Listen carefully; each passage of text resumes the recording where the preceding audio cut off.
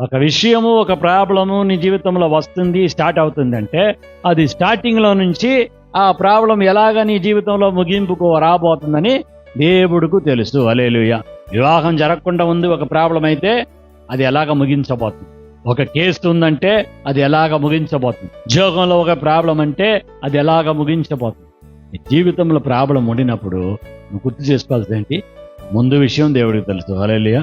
ఇప్పుడు జరుగుతున్న విషయం దేవుడికి తెలుసు, ఇంకా ముందు జరగబోయే విషయం దేవుడికి తెలుసు.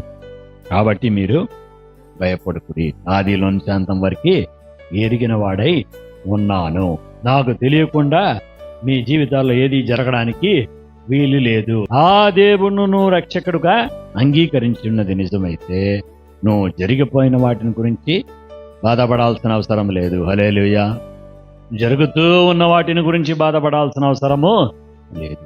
జరగపోవాల్సిన గురించి భయపడాల్సిన అవసరము లేదు. అదే దేవుడు మనతో మాట్లాడుతున్న మాట.